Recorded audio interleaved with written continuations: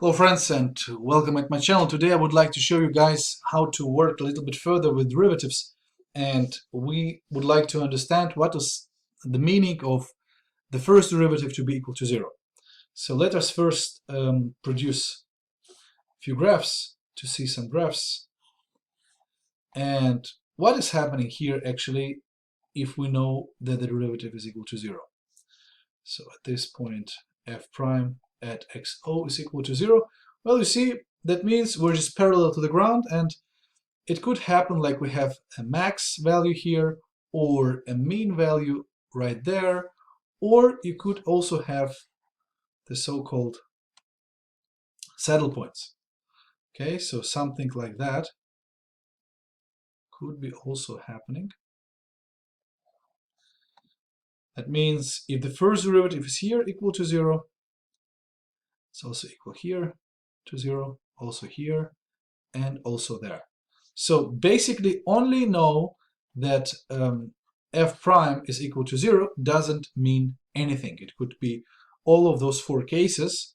So what we have to do, we have to consider the behavior of the function just around this so-called critical point. So every point where the first derivative is equal to 0, we call them critical points.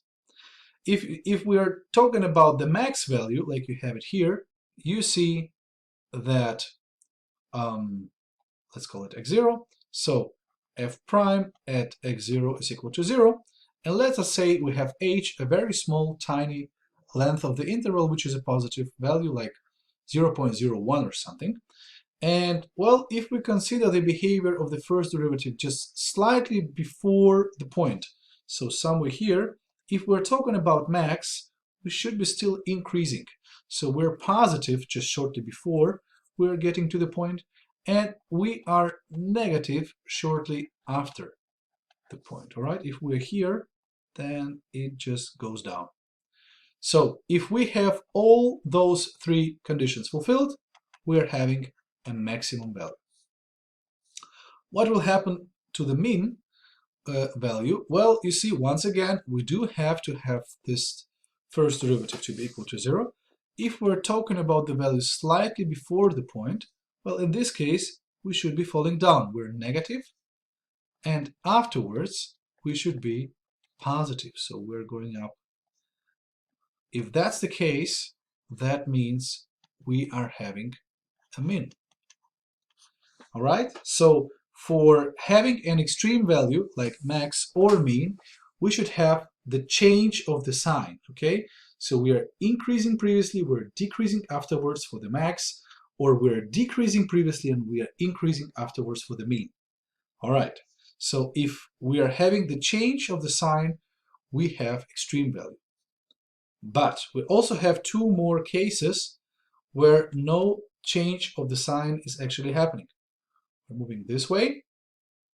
First derivative is still equal to 0 here, but the sign previously is falling down, we're negative, and afterwards we'll keep on being negative. So there is no change of the sign here so far. That means we have a saddle point.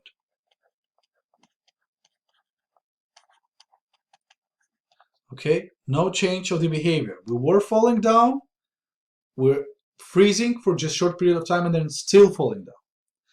Also the same is happening here. We have first derivative equal to 0 at this point. Then previously we're increasing, afterwards we're still increasing. So we are bigger than 0 previously, and we are still bigger than 0 afterwards. So in this case, it's also saddle point.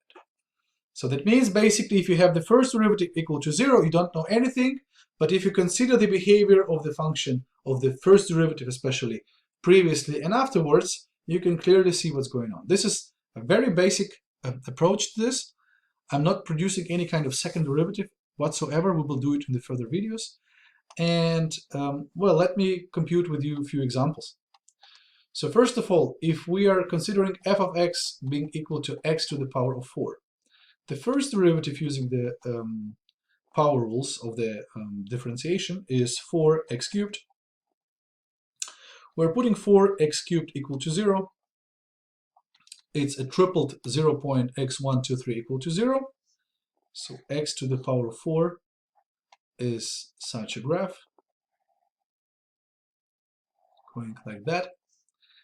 And well, if we have the first derivative, if we consider the first derivative where it is 0, what is the behavior of the function just before the 0 point? Well, it means we have f prime at minus 0.1, and as you can see, we're having 4 times minus 0.1 cubed, and I do not care actually about the real value, I only care about the sign. We're negative here, that means we're falling down. That's it. What about the behavior of the, and you can see it here, we're really falling down. What about the behavior of the function shortly afterwards?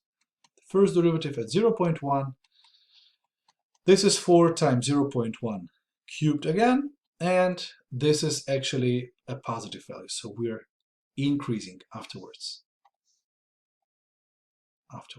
All right, so that's the story. Decreasing previously, increasing afterwards. So what we have is the max, okay, at 0 for x and at 0 for y. Second example, g of x equal to minus x to the power of 4. What's the graph? It looks like that. So the first derivative is minus 4x cubed. Once again, we do have a triple 0 point at 0. And what about the first derivative at, well, 0 minus 0.1? This is g prime at minus 0.1. This is minus 4 times minus 0.1 cubed. This is negative. To the power of 3, it's still negative. Times minus 4, it's negative times a negative number, so we have a positive value. Previously, we are increasing, as you can see here. And, oh, I wrote max, my bad. I was thinking about my caravan. I need to go now and to pump it up because it's really cold in Germany. Sorry, my bad. I'm already there at the point. Okay, not now. 2 more minutes and I'll be ready. So g prime at 0 plus 0.1, I'm having g prime at 0.1, and this is shortly afterwards. And what we're having here is minus 4 times 0.1 cubed. It's a positive value times a negative value. It's a negative value, so we're falling down. In this case, we really have max, as you can see, and also n 0, 0. And the last example we're talking about, fx is equal to x cubed. The graph looks like a double parabola, so-called cubic parabola, like the first part and the second one. And once again, the first prime is 3x squared. 3x squared equals to 0 means we have a double 0 point at 0. The first derivative slightly before we're entering 0 is 3 times minus 0.1 squared. It's positive. And the first derivative slightly afterwards is 3 times 0.1 squared. It's positive again. And you see, this is really the truth. We're positive here, we're still positive there. So that's the story. We're not changing anything. That means we have a saddle point at 0, 0 again. So once again, what is the conclusion? We've been talking about what is happening if the first derivative is 0. If it's 0, it just isn't enough. Okay? Once again, it just isn't enough to know exactly what's happening. We can have all kinds of those 4 cases. We need to consider the behavior of the first derivative around this critical point. We have it less than 0 and bigger than 0. We have change of the sign, then it's an extreme value. Then it's about the order. Are we firstly increasing, then decreasing? It's max. Decreasing, increasing, it's min. And if there is no change happening, like you see in the last example with x cubed, then we have a saddle point. Thanks for watching, guys, and see you in the next video. Now I really have to go to my caravan. Bye-bye.